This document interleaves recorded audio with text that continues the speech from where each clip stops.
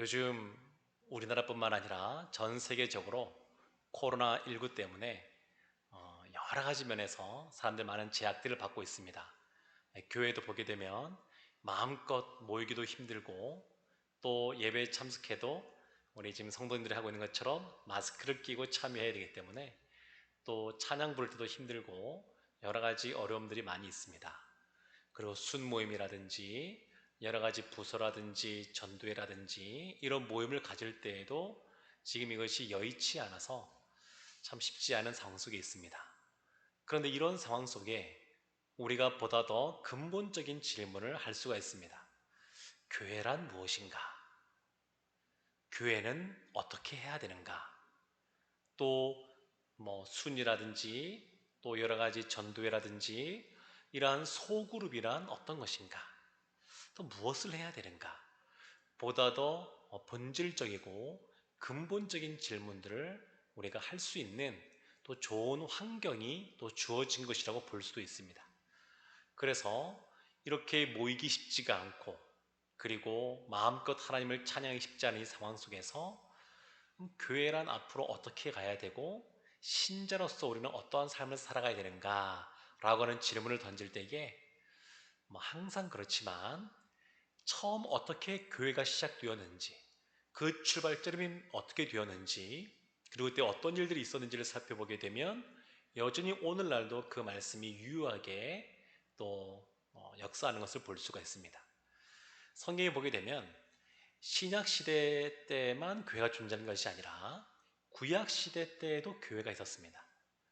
여러 이름으로 불려졌는데 그러나 오늘날 우리가 흔히 말하는 이러한 교회의 시작은 예수님이 부활 승천하시고 마가의 다락방에서 120명의 성도가 모여서 성령 충만함 받은 이후에 예루살렘 교회가 첫 번째 우리가 보통 말하는 그런 교회라고 할 수 있습니다.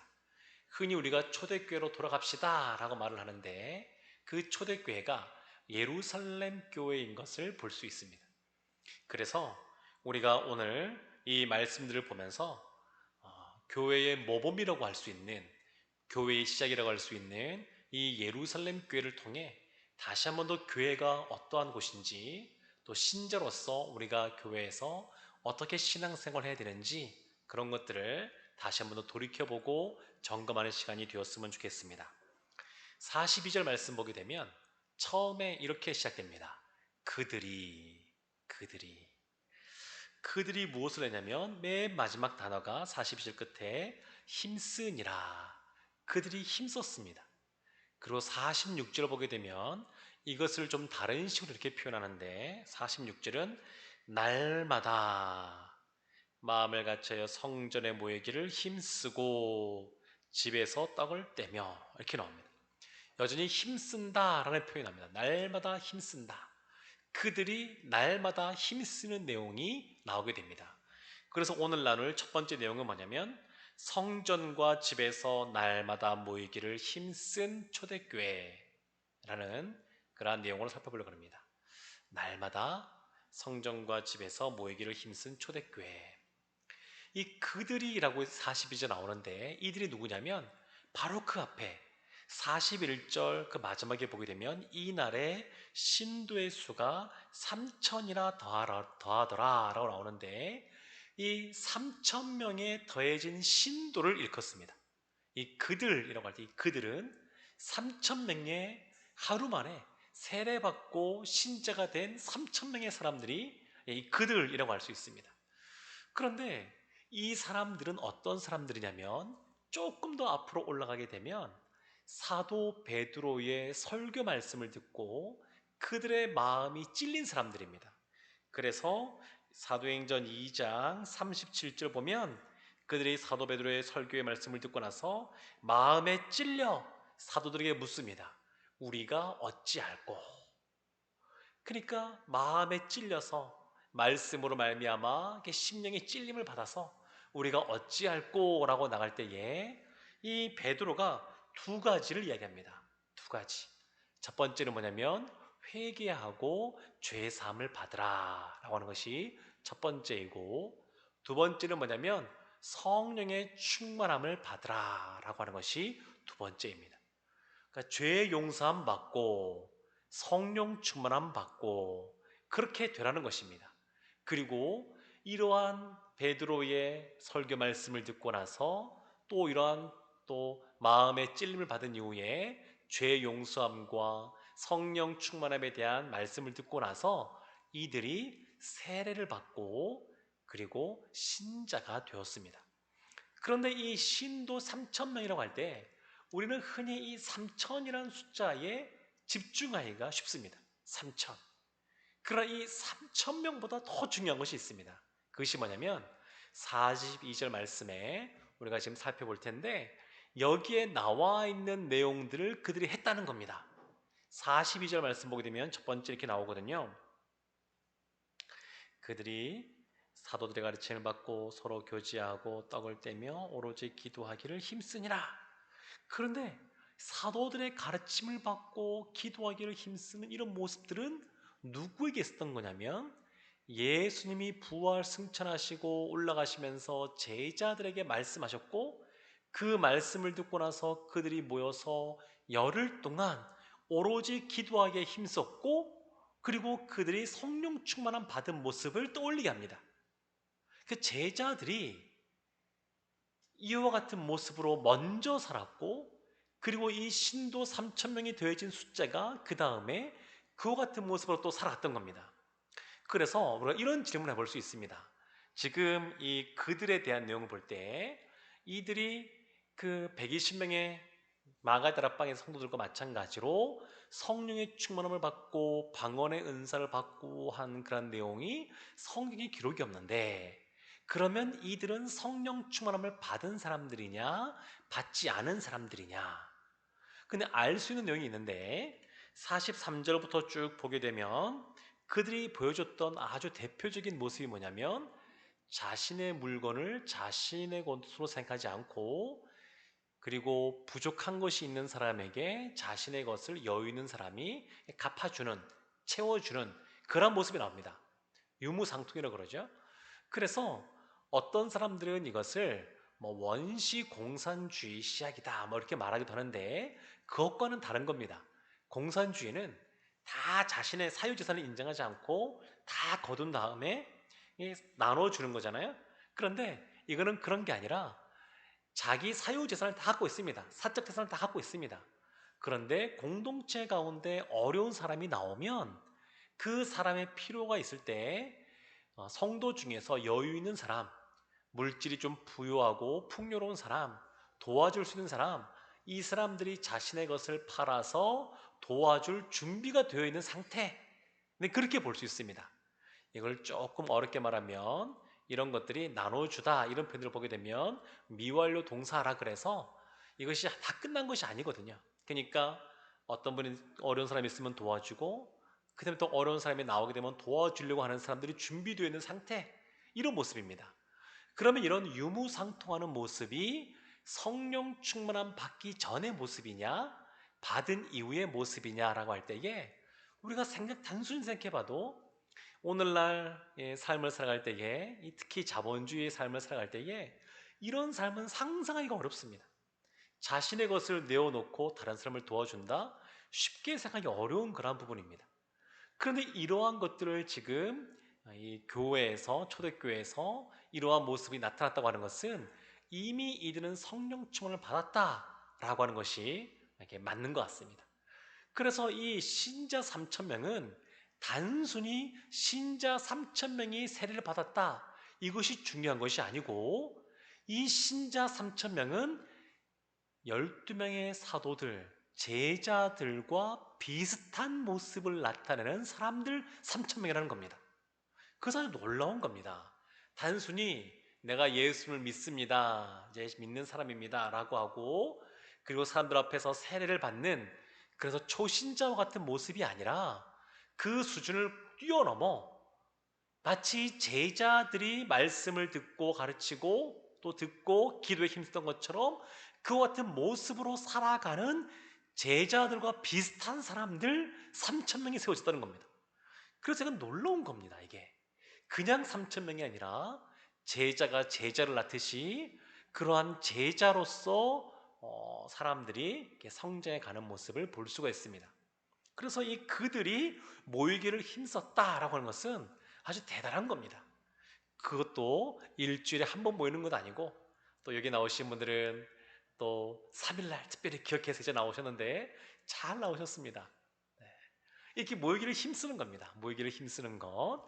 이렇게 모이기를 힘쓰던 것은 너무너무 아름다운 모습입니다. 그런데 이렇게 이 모이기를 힘쓰는 그런 모습이 오늘날은 조금 희미해진 부분들도 있습니다. 여러분들도 들어보셨겠지만 가나안 성도라고 있지 않습니까? 우리나라에도 가나안 성도가 굉장히 많다 그러는데, 가나안 거꾸로 하면 안 나가, 마음속으로 난 예수 믿는다고 고백한다고 하면서도 또 설문조사하면 나는 그리스도인입니다, 기독교인입니다 라고 표시하는데 실제로 교회는 나오지 않는, 신앙생활을 하지 않는, 교회에서 하지 않는 그런 분들을 가나안 성도다, 우리가 흔히 그렇게 말하는데, 이 가나안 성도들은 이와 같은 모습을 보이진 않습니다. 그러니까 교회란 어떤 곳이냐? 교회는 모이기를 힘쓰는 곳이 교회입니다. 이게 가장 기본입니다. 그들이 모이기를 힘쓰던 것처럼 날마다 성전에서 모이고 또 가정에서, 오르라면 순모임 같은 거게 되겠죠. 그런 가정에서 모이기를 힘쓰는 모습이 있었는데, 이 가나안 성도들은 그와 같은 모습은 아니었습니다. 물론 좀 구분해야 될 것이 있는데, 지금 코로나19 이러한 전국 속에서 또 여러 가지 기저질환이 있으신 분들, 또 아주 노약자이신 분들, 그런 분들은 사정상 교회에 오기 어려운 분들이 계십니다. 그런 분들은 가난한 성도가 말하지 않습니다. 그런 특별한 상황이 있는 거니까 우리가 이해하고 또 같이 기도하는 부분이고, 지금 이 가나안 성도와 다르게 그들 3천 명을 비롯한 초대교회 예루살렘 교회 성도님들은 모이기를 힘썼습니다. 모이기를 힘썼습니다. 로마 시대 때 아주 박해가 심해서 많은 사람들이 또 모이기가 어려웠습니다. 왜냐하면 귀족들 중심의 사람들이 아니라 아주 높은 지위의 사람들도 있었지만, 그런 분들은 아주 극소수였고 대부분은 어렵고 힘들게 살아가는 사람들이 초창기에 예수를 많이 믿었습니다. 근데 그들이 모이다 보니까 모일 시간이 여의치가 않은 겁니다. 그래서 예수님이 부활하신 이후부터 토요일 안식일에 모이지 않고, 그때부터 부활하신 이후부터 주님이 부활하신 그날 주일날 모여서 모임들을 가졌는데, 예배를 드렸는데, 이 로마 시대 때 사람들도 주일날 모였습니다. 근데 대부분 이렇게 주인에게 얽매이는 종들도 많았기 때문에 주일날 모이려고 해도 모일 시간이 여의치 않은 겁니다. 그러니까 언제 모이냐면 아주 새벽 일찍 모였습니다. 새벽 일찍. 그래서 일찍 모여서 예배 드리고 그 다음에 또 가서 일을 하게 되고, 그런 모습을 살았습니다. 그런데 이것도 로마 황제의 박해가 심해지면서 모이기가 어렵게 되었습니다. 그래서 이들이 했던 것이 뭐냐면 예배드릴 장소를 찾아서 공동묘지가 있는 곳으로 가는 겁니다. 그래서 우리가 알고 있는 카타콤이 나오게 된 겁니다. 카타콤. 그들이 피해간 겁니다. 피해서 완전히 도망친 것이 아니라 곳에 모여서 또 모여서 예배하고 하나님을 찬양하고 하여튼 모이기를 힘쓰는 모습으로 살아갔는데, 그것이 카타콤입니다.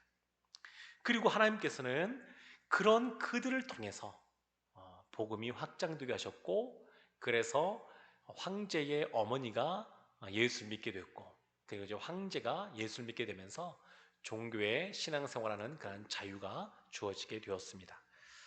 그래서 우리가 항상 이런 걸 볼 때는 눈에 보이는 현상만 바라볼 것이 아니라, 사물만 바라볼 것이 아니라 그 뒤에, 그 너머에 역사하시는 하나님을 바라보는 영적인 눈이 열려야 됩니다.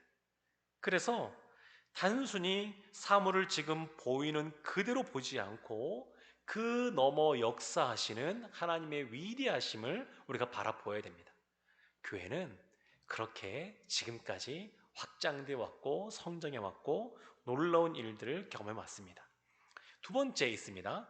첫 번째가 날마다 모이기를 힘쓴 교회다라고 한다면, 두 번째는 성전과 집에서 말씀과 기도에 힘쓴 초대교회라는 겁니다.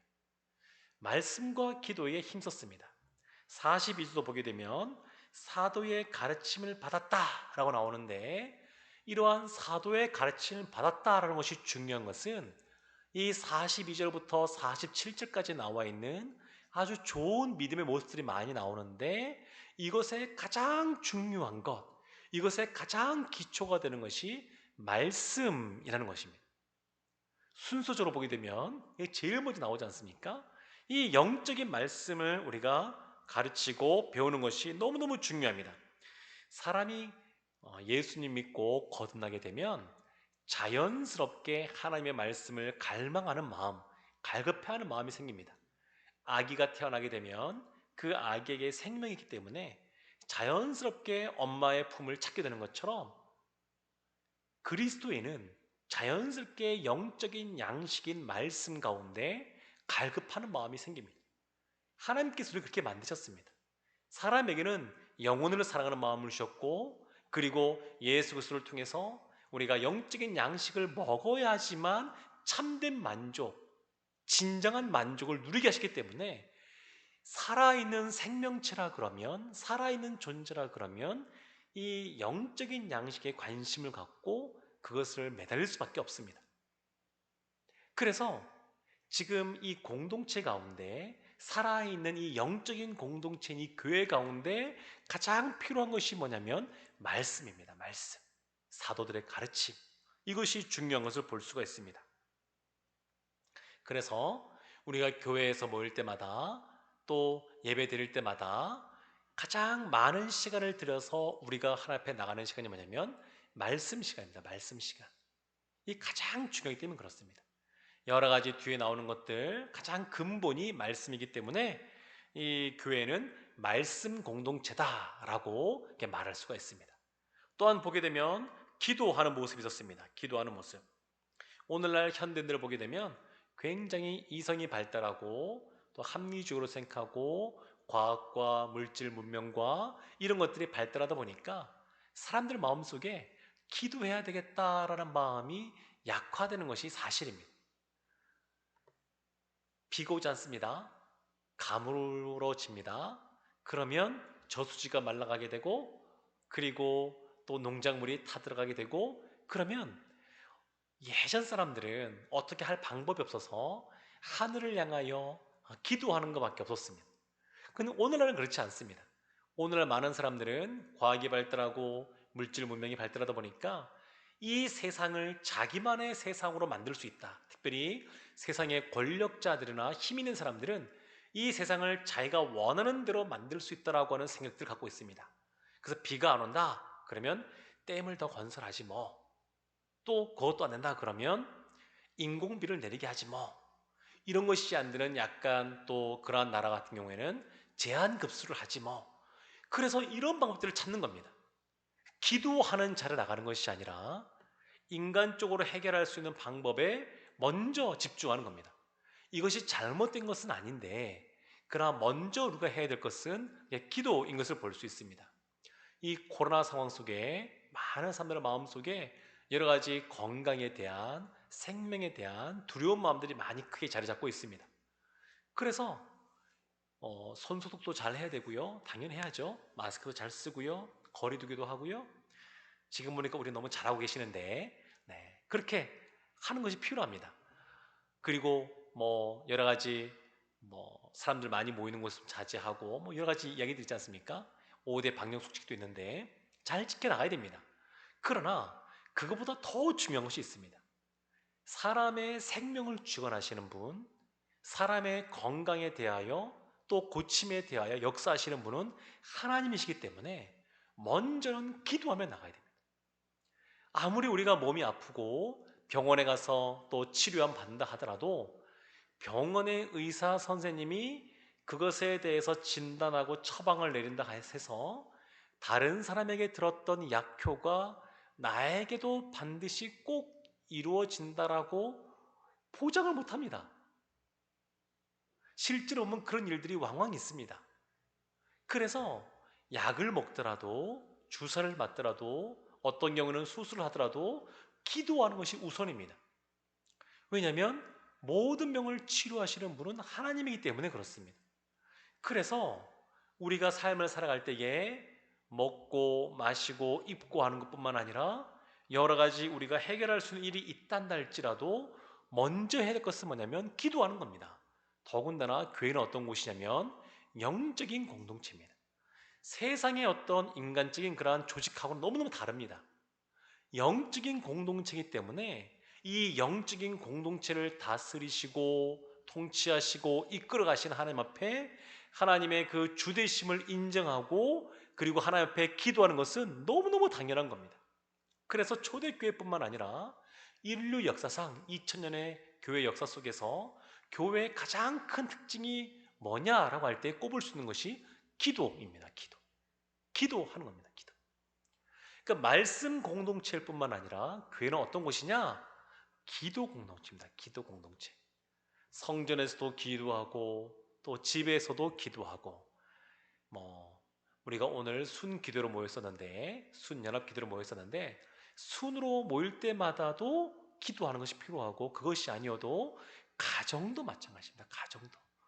요즘 코로나 전국 속에서 이제 모이기가 어려운 상황이 되니까 교회에서도 특별히 본질을 더 강조할 수밖에 없는데 그 중에 하나가 뭐냐면 이런 겁니다.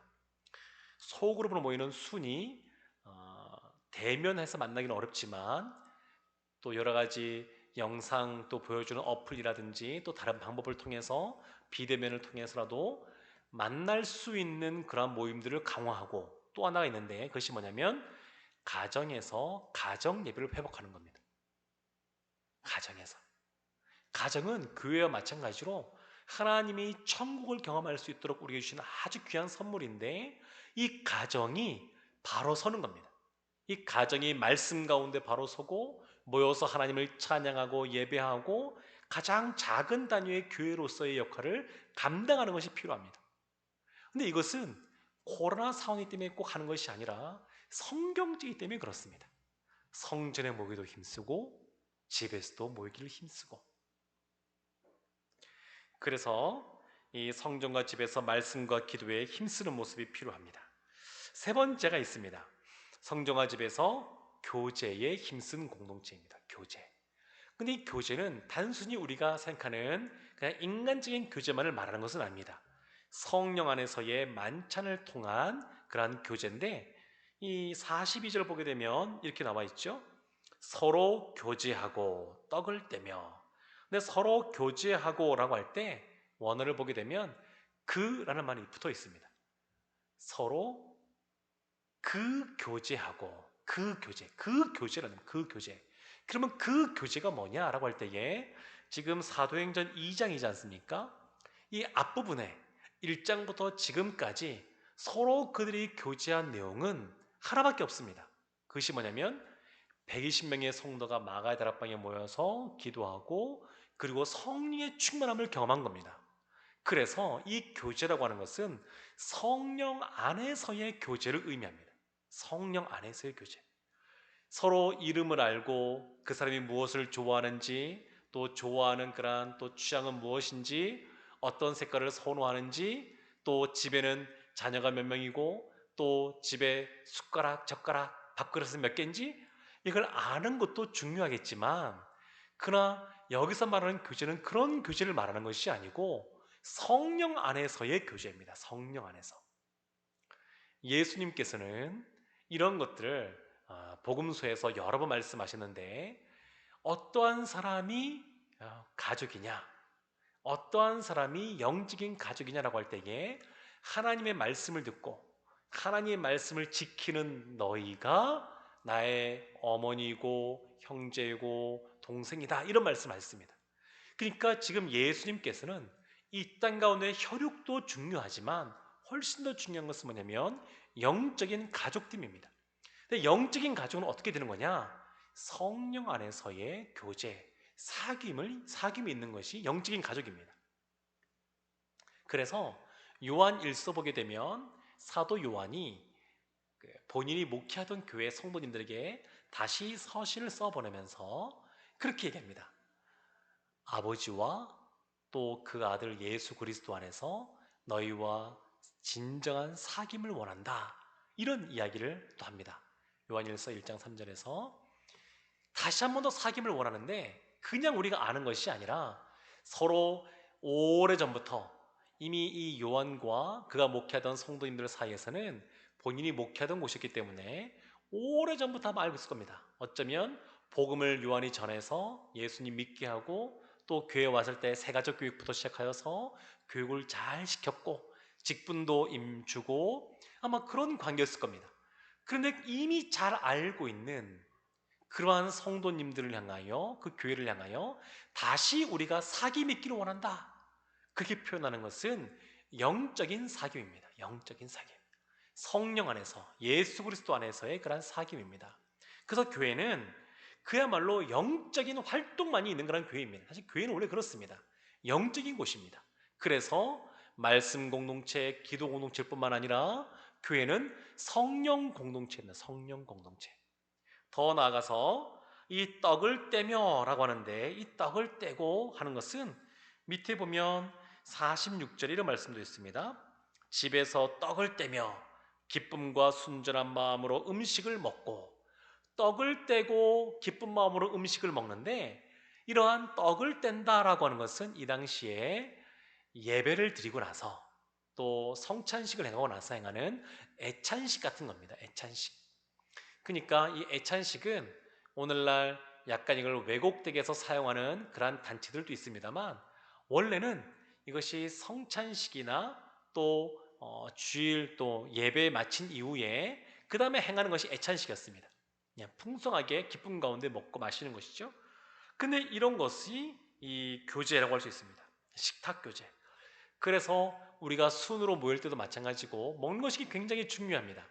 단순히 우리나라에 뭐 나와 있는 말들처럼 이 뭐 속담처럼 오는 말들처럼 그냥 격언처럼 먹어야지만 친해진다 뭐 이런 차원이 아닙니다.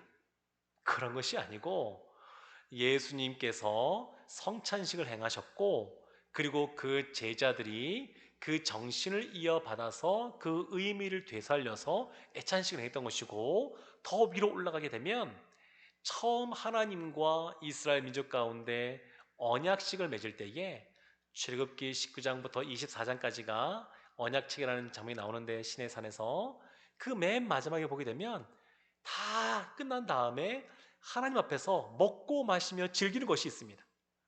그래서 우리도 주일날 3부 예배 때 그걸 마치고 나면 뭘 하냐면 다 교회 식당에서 먹는 겁니다. 단순히 배가 고프니까 밥 먹는다 이런 의미만 있는 것이 아닙니다. 그것은 하나님 안에서 서로를 향하여 이게 애찬식 하듯이 식탁 교제라고 합니다. 식탁 교제. 근데 그 교제는 기쁨으로 하는 겁니다. 기쁨으로 해야 되는데 여기서 말하는 기쁨이라고 하는 것은 그냥 단순한 어떤 그 세상적인 기쁨이 아닙니다. 세상적으로는 이 기쁨이 환경에 의한 그런 기쁨들입니다. 그래서 일시적일 수도 있고 그리고 뭔가 제한적일 수도 있는데 오늘 43절 보면 이런 말씀이 있습니다. 사람마다 두려워하는데 교회 공동체 안에 두려워하는 것이 있습니다. 무엇을 두려워하냐면 하나님을 경외하기 때문에 두려워하는 겁니다. 하나님을 경외하는 겁니다. 하나님을 경외하는 것. 그래서 우리 가운데는 그런 두려움이 있습니다. 시편 2편 11절에 보면 이런 말씀이 있습니다. 여호와를 경외함으로 섬기고 떨며 즐거워할지어다. 여호와를 경외하기 때문에 섬기고 두려워서 떨기 때문에 즐거워한다. 그러니까 이게 얼마나 이것이 놀라운 겁니까? 이것이 세상과는 다른 하나님이 주시는 그런 기쁨과 즐거움입니다. 주님 안에서 하나님을 경외하게 함으로 주님을 주 안에서 기뻐하고 즐거워하는 것 이것이 세상과는 다른 그러한 기쁨이고 즐거움입니다. 근데 이런 교제할 때에 이러한 기쁨과 즐거움이 있다, 이들이 있었다라고 하는 겁니다. 그래서 교회는 어떤 곳이냐면 말씀 공동체이고 기도 공동체이며 또 성령 공동체이고 그리고 식탁 공동체라고 말할 수 있습니다. 참게 교제에 사귐이 있는 그러한 곳이 교회라고 할 수 있습니다. 이제 말씀을 마무리하려고 하는데요. 이렇게 했더니 나타나는 결과가 있는데 그것이 47절에 있는 말씀입니다. 47절 보게 되면 우리 한번 같이 한번 읽어볼까요? 시작. 하나님을 찬미하며 또 온 백성에게 친송을 받으니 주께서 구원받는 사람을 날마다 더하게 하시니라. 아멘. 온 백성에게 칭송을 받게 하였습니다. 하나님께 영광이 될 뿐만 아니라 교회는 항상 생각할 것이 뭐냐면 이 교회를 다스리시고 통치하시는 분이 하나님이라고 하는 것, 우리가 늘 그 기억을 해야 되고, 또 한 가지는 교회가 하는 모든 것들은 다 하나님께 영광이 되게 해야 됩니다. 교회는 영적인 공동체입니다. 그래서 하나님께 영광이 되게 되는데, 그런 모습 속에 있을 때 하나님이 우리에게 베풀으신 은혜가 뭐냐면 사람들에게도 칭찬받게 한다는 겁니다. 사람들에게도 우리가 하나님을 온전히 높여드리고 하나님의 주되심을 인정하고 우리가 이렇게 삶을 살아갈 때에 그 말씀 공동체로서, 기도 공동체로서, 성령 공동체, 또 교제 공동체로서 살아갈 때에 사람들, 세상 사람들에게도 칭찬받게 하시고, 그래서 그 결과 날마다 구원받는 자를 더하게 하는 그러한 은혜를 베풀어 주십니다. 얼마나 이게 놀라운지 모르겠고 얼마나 감사한지 모르겠습니다. 이런 은혜 가운데 2000년의 세월 동안 전 세계로 복음이 전파되었고 하나님 나라가 확장되었고, 그리고 지금 이 자리에 저와 여러분도, 우리도 그 은혜 가운데 함께 있는 것이고, 12명의 사도들, 제자들로 말미암아 120명의 그러한 제자들로 말미암아 3000명의 제자들이 태어났던 것처럼, 또 생겨났던 것처럼, 우리로 말미암아 이 서초 지역 가운데, 또 우리 서울과 우리나라와 이 한반도와 열방 가운데 우리 같은 제자들이 또 생겨날 줄로 믿습니다. 우리 교회 같은 교회가 또 세워질 줄로 믿습니다. 지금 하나님께서는 이 초대교회의 이 모습을 통하여서 이런 놀라운 인을 행하셨습니다. 그리고 2000년이 지난 지금까지 우리가 교회의 모범으로서 이것을 되새기면서 이렇게 되기를 간구하고 힘쓰고 있습니다. 더 나아가 바라기는 예루살렘 교회가 완전한 교회는 아니었습니다. 그래서 뒤에 보게 되면 하나님께서 이들을 흩으셔서 열방 가운데 복음을 증가하게 하셨고, 안디옥 교회 같은 교회를 세우셔서 선교하는 교회를 또 세우셨습니다. 그러니까 완벽한 교회는 아니었습니다.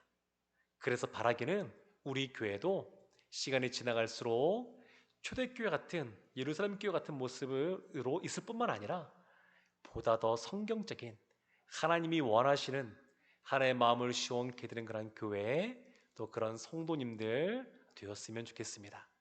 하나님께서 우리 교회 가운데, 또 여러분들 가운데, 우리 가운데 말씀으로, 기도로, 성령으로, 또 교제와 사귐으로 함께 해주셔서 우리가 기대하고 소망하는 것보다 더 놀라운 부흥과 회복을 우리 교회 가운데, 우리 가정 가운데, 우리 일터 가운데 허락해 주시기를 주님의 이름으로 축원합니다.